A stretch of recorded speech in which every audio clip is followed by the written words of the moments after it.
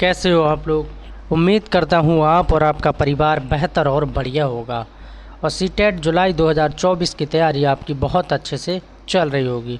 शुरू करते हैं आज की क्लास। और यहाँ पर मैंने एसएसटी के क्वेश्चन लिए हैं। एसएसटी के क्वेश्चन देखेंगे। क्वेश्चनों का लेवल बहुत अच्छा है। क्वेश्चनों की संख्या 30 रहेगी। 30% यहाँ पर देखेंगे। वीडियो को फुल वॉच करना है और अपने डाउट्स को क्लियर करना है। शुरू करते हैं आज की क्लास।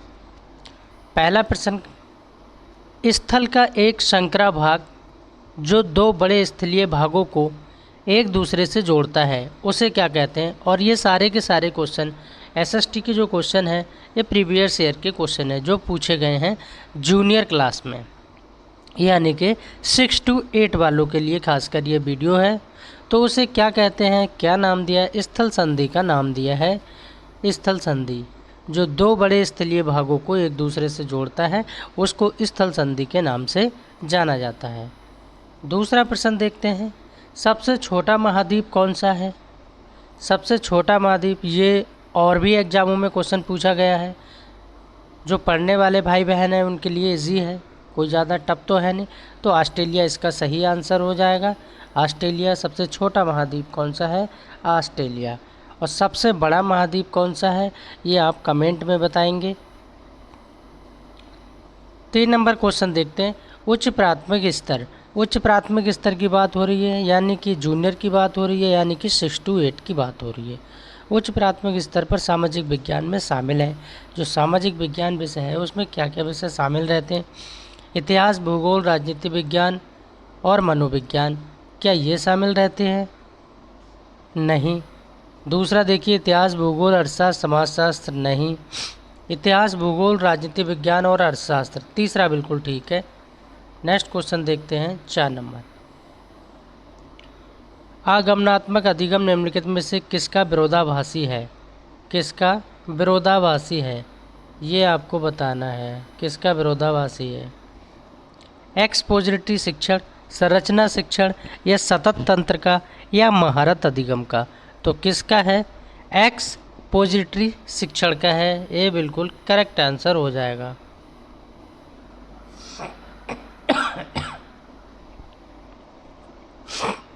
दिए गए कथनों में ए और बी को पढ़िए और सही उत्तर का चयन कीजिए।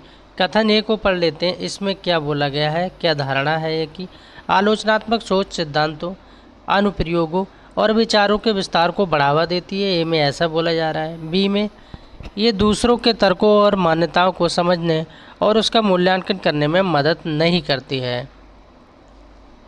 तो क्या सही होगा? तो पहला वाला स्टेटमेंट तो बिल्कुल ठीक है, पर दूसरा क्या है, गलत है। तो पहला ही सही हो जाएगा। ए सत्य है और बी असत्य है, यानी कि पहला सही है और दूसरा गलत है। नेक्स्ट क्वेश्चन देखते हैं 6 नंबर। 6 नंबर क्वेश्चन में पूछा जा रहा है, अनुभवजन्य साक्ष्य क्या है?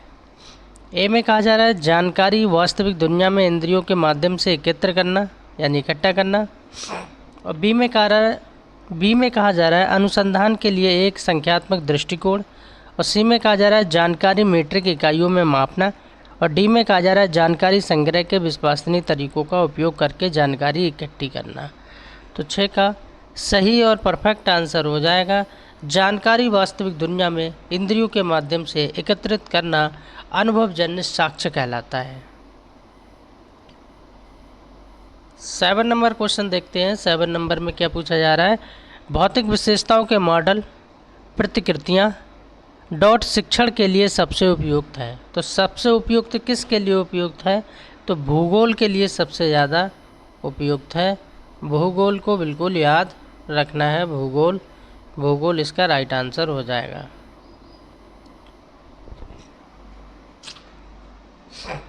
8 नंबर क्वेश्चन देखते हैं, स्थानीय समाचार पत्र से मौसम की जानकारी का संग्रह किस प्रकार के स्रोत का एक उदाहरण है? स्थानीय समाचार को याद रखना है कि ये प्राथमिक में आता है या माध्यमिक में आता है या तृतीयक में आता है। प्राथमिक और तृतीयक दोनों में आता है। तो 8 का राइट आंसर क्या हो जाएगा? ये किस में आता है? स्थानीय समाचार जो है माध्यमिक में आता है। बी बिल्कुल राइट आंसर हो जाएगा। 9 नंबर क्वेश्चन देखेंगे, किस प्रकार की कक्षा में अधिगम अक्षमता वाले छात्र अन्य छात्रों के साथ सीखते हैं? अनन्य, विशेष, समावेशी या आधुनिक। तो आंसर क्या हो जाएगा? समावेशी शिक्षा की बात होती है। किसकी बात होती है? समावेशी शिक्षा की बात हो रही है। तो समावेशी को बिल्कुल याद रखना है। सी बिल्कुल करेक्ट आंसर हो जाएगा। 10 नंबर क्वेश्चन देखते हैं। बंगाल की खाड़ी का तटवर्ती राज्य या केंद्र शासित प्रदेश है। बंगाल की खाड़ी की बात हो रही है। बंगाल की खाड़ी का तटवर्ती राज्य या केंद्र शासित प्रदेश तेलंगाना, उड़ीसा, कर्नाटक, केरल। तो 10 का राइट आंसर क्या हो जाएगा? उड़ीसा हो जाएगा। इस प्रश्न का आंसर क्या हो जाएगा? उड़ीसा। उड़ीसा की राजधानी क्या है? भुवनेश्वर।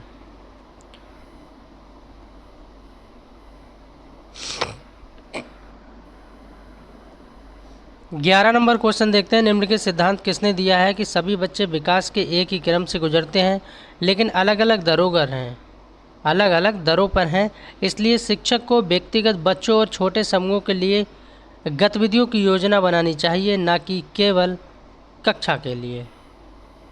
तो C.L. ओगडेन या D. पार्सेल या J.H. बेल या जीन प्याजे। तो किसने कहा है ये? तो ये जीन प्याजे महोदय का कथन है, उनके द्वारा कही हुई बात है। डी इस प्रश्न का बिल्कुल राइट आंसर हो जाएगा। और सभी भाई बहनों से छोटी सी रिक्वेस्ट है, प्लीज़ वीडियो अच्छी लग रही है तो लाइक ज़रूर कर दीजिए एंड चैनल को सब्सक्राइब कर लीजिए। 12 नंबर क्वेश्चन देखते हैं। निम्नलिखित में से कौन सा कथन सही है? जीरा छोटा परंतु खुशबूदार होता है, क्या ये विशेषता जीरा की है? हाँ, ये बिल्कुल ठीक है। लौंग जो होती है, लौंग कील की तरह नुकीली होती है, लौंग आपने देखा है, तो ये भी विशेषता बिल्कुल ठीक है। केसर कैसे होता है? पीले रंग का होता है, ये भी बिल्कुल ठीक है।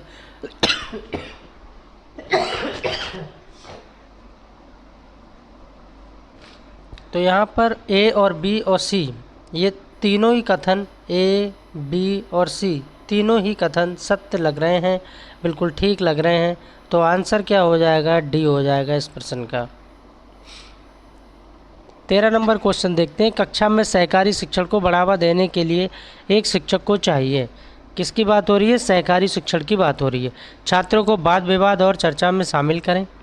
13 नंबर में ऐसा पूछा जा रहा है, बिल्कुल सही आंसर है। छात्रों को वाद विवाद और चर्चा में शामिल करें, पहला ही ठीक है।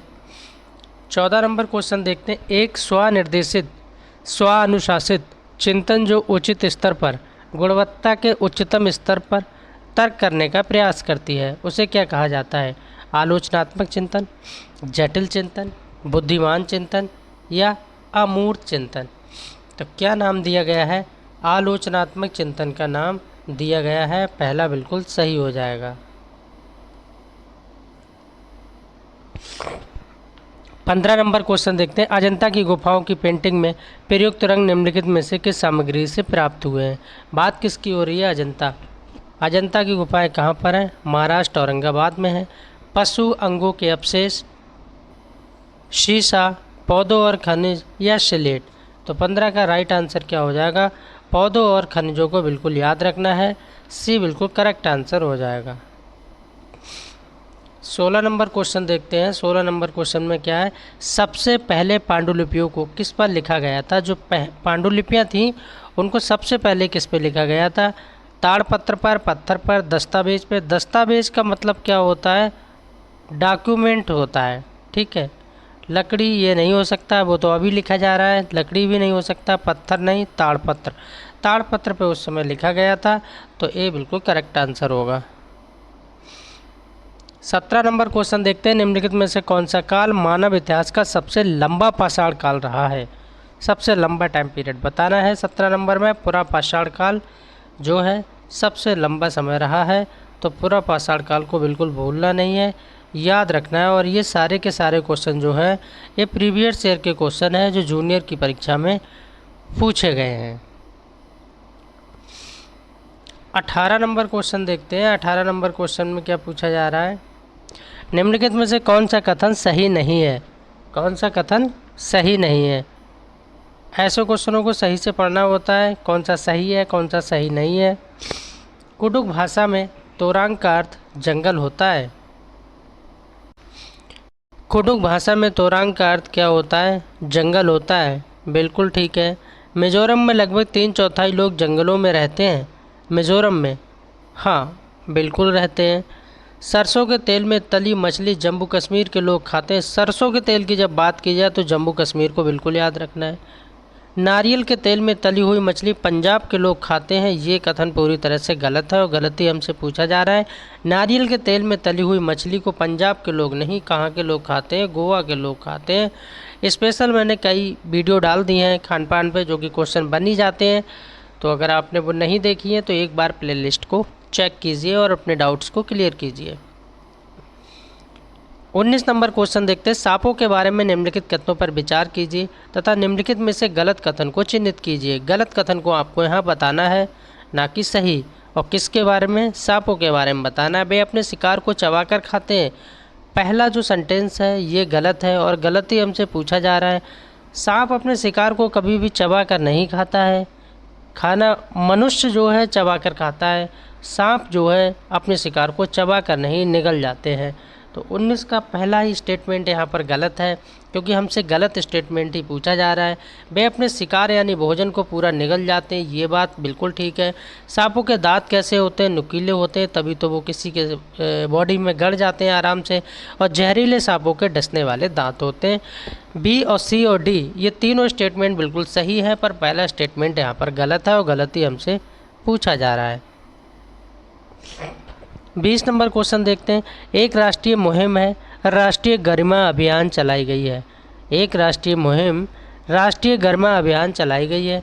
ए में क्या कहा जा रहा है? इस मुहिम के बारे में कहा जा रहा है आवासहीन और निराश्रित लोगों के पुनर्वसन और उन्हें उपयुक्त जीविकोपार्जन के स्रोत प्रदान करने के लिए है ये। और बी में कहा जा रहा है यौन कार्मिकों यानी सेक्स वर्कर्स को उनके पेशे से मुक्त कराने और उन्हें जीविकोपार्जन के वैकल्पिक स्रोत प्रदान करने के लिए है। और सी में कहा जा रहा है मैला ढोने की प्रथा को समाप्त करने और मैला ढोने वाले कार्मिकों के पुनर्वासन के लिए है। और डी में कहा जा रहा है बंधुआ मजदूरों को उनके बंधन से मुक्त कराने और उनके पुनर्वासन के लिए है। तो 20 का राइट आंसर सी वाला बिल्कुल करेक्ट हो जाएगा। मैला ढोने की प्रथा को समाप्त करने और मैला ढोने वाले कार्मिकों के पुनर्वासन के लिए ये मुहिम चलाई गई थी। 21 नंबर क्वेश्चन देखते हैं। नगर निगम के चुनाव के उद्देश्य से गठित किए गए क्षेत्रीय निर्वाचन क्षेत्र को किस रूप में जाना जाता है? तो नगर निगम के चुनाव के उद्देश्य से गठित किए गए क्षेत्रीय निर्वाचन क्षेत्र को किस रूप में जाना जाता है? तो ये जो है हम वार्ड के रूप में जानते हैं, है ना। पार्षद जो बनता है वार्ड से बनता है, वार्ड से याद रखना है। सभासद वार्ड पार्षद बनते हैं। नगर का अध्यक्ष कौन होता है? मेयर होता है ना। तो ये सब जो है चीज़ें पढ़ा दी हैं, आपको पता होना चाहिए। 22 नंबर क्वेश्चन देखते हैं। निम्न में से कौन सा क्षेत्र भारत में सबसे ज़्यादा रोजगार प्रदान करता है? सबसे ज़्यादा रोजगार कौन देता है? कौन सा क्षेत्र देता है? क्या प्राथमिक क्षेत्र या द्वितीयक या तृतीयक या गिग इकोनॉमी? तो कौन सा क्षेत्र देता है? तो प्राथमिक क्षेत्र देता है। प्राथमिक क्षेत्र सबसे ज़्यादा रोजगार प्रदान करता है। 23 नंबर क्वेश्चन देखते हैं। निम्न में से किस प्रकार की बेरोजगारी भारतीय कृषि से जुड़ी है? किसकी बात हो रही है? भारतीय बेरोजगारी की बात हो रही है। भारत में बहुत बेरोजगारी है। मौसमी बेरोजगारी, प्रच्छन्न बेरोजगारी, प्रतिरोधात्मक बेरोजगारी, सही कोड का यहाँ पर चयन करना है। तो क्या सही है? यहाँ पर मौसमी बेरोजगारी है और प्रच्छन्न बेरोजगारी है। ये दो तरह की बेरोजगारी देखने को मिलती है। तो पहला वाला कथन यहाँ पर सही हो जाएगा, जो कि भारतीय बेरोजगारी से संबंधित कृषि से जुड़ी है। मौसमी बेरोजगारी और प्रच्छन्न बेरोजगारी, यानी पहला वाला बिल्कुल ठीक है। 14 नंबर क्वेश्चन देखते हैं। मौसमी बेरोजगारी के संबंध में निम्नलिखित में से कौन सा कथन सही है? देखिए कितने क्वेश्चन वही रहते हैं। 10-10 बार सीटेट क्वेश्चनों को इधर उधर थोड़ी सी लैंग्वेज करके पूछता है। ये क्वेश्चन मैंने डबल लेने का क्या मतलब है? यही तो दिखा रहा हूँ आप लोगों को, यही बता रहा हूँ कि क्वेश्चन जो है एक एक टॉपिक पे सीटेट 10-10 बना देता है, बस थोड़ी सी लैंग्वेज इधर से उधर कर देता है। ऐसा तब होता है जब साल के कुछ महीनों में लोगों को नौकरी नहीं मिल पाती।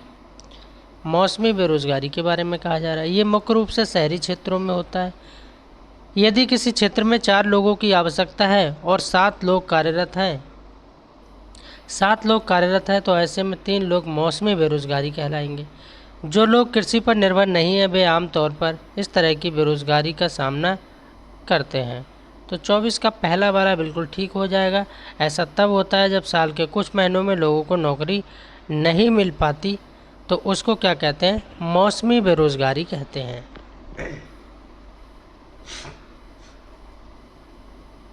15 नंबर क्वेश्चन देखते हैं। एक लोकतांत्रिक सरकार के प्रमुख विचारों में से एक ... के प्रति हमारी प्रतिबद्धता क्या है? समानता और न्याय। क्या है? समानता और न्याय या दोनों है? तो हमारी दोनों ही प्रतिबद्धताएं हैं। एक तो हमें समानता भी और न्याय भी। तो एक लोकतांत्रिक सरकार के लिए समानता भी ज़रूरी है और न्याय भी ज़रूरी है। तो आंसर क्या हो जाएगा? सी हो जाएगा, क्योंकि 1 और 2 दोनों बातें सही है। 26 नंबर क्वेश्चन देखते हैं। उच्च प्राथमिक स्तर पर इतिहास की कक्षा में तिथियों के प्रयोग का आधार कौन सा हो सकता है? उच्च प्राथमिक स्तर वही मैं बता रहा हूँ आपको, 6 to 8 की बात हो रही है, जूनियर की बात हो रही है। प्राइमरी में 1 से 5 आता है और माध्यमिक में 9 से 12 आता है, ये भी याद रखना है। उच्च प्राथमिक स्तर पर इतिहास की कक्षा में तिथियों के प्रयोग का आधार कौन सा हो सकता है? सन्निकट तिथियाँ। सन्निकट तिथियाँ कौन सी होती हैं? जो पास की तिथियाँ होती हैं। सन्निकट बिल्कुल ठीक है, सन्निकट तिथियाँ ही सही आंसर हो जाएगा। 27 नंबर क्वेश्चन देखते हैं। 5वीं और 6ठी शताब्दी वर्तमान के तमिलनाडु में बड़े स्तर पर खेती करने के लिए आवश्यक था। क्या आवश्यकता? तमिलनाडु की बात हो रही। सिंचाई के लिए तटबंधों का निर्माण हो, भूमि का वनारोपण किया जाए, घास स्थलों को हटाया जाए, अधिकारियों को करों का भुगतान किया जाए। 27 का सही आंसर हो जाएगा सिंचाई के लिए तटबंधों का निर्माण हो। 28 नंबर क्वेश्चन देखते हैं। खैबर दर्रा कहाँ है? खैबर दर्रा की बात हो रही। बांग्लादेश, भूटान, भारत, पाकिस्तान। तो किस देश में खैबर दर्रा है? अपना पड़ोसी देश पाकिस्तान में ये स्थित है। और इस वीडियो का ये सेकंड लास्ट क्वेश्चन है। 30 क्वेश्चन मैंने यहाँ लिए हैं। निम्नलिखित में से कौन सा देश भारत के साथ भूमि साझा नहीं करता है? क्वेश्चन को सही पढ़ना है। नेपाल भूमि साझा करता है, यानी भारत की ज़मीन और नेपाल की ज़मीन हाँ करता है। पाकिस्तान भी करता है, भूटान भी करता है, पर श्रीलंका नहीं करता है। कमेंट में बताना है आप लोगों को श्रीलंका क्यों नहीं करता है, रीज़न क्या है, उसका कारण बताना है। तो आंसर क्या हो जाएगा? ए हो जाएगा। भारत के साथ भूमि साझा नहीं करता है तो श्रीलंका नहीं करता है। लास्ट क्वेश्चन देखते हैं इस वीडियो का। किस देश के साथ उत्तर भारत में भूमि सीमा साझा नहीं करता है? चीन, नेपाल, भूटान, म्यांमार। बात क्या हो रही? देखिए क्वेश्चन ये भी वहीं से पूछा गया है, लेकिन उत्तर भारत से पूछा जा रहा है। तो म्यांमार इसका राइट आंसर हो जाएगा, यानी कि डी इस प्रश्न का। 30 में से आपका स्कोर कितना गया है सभी लोग कमेंट में बताएंगे। और प्लीज़ शिक्षक भर्ती का यह निःशुल्क प्लेटफॉर्म है, चैनल को सब्सक्राइब कर लीजिए।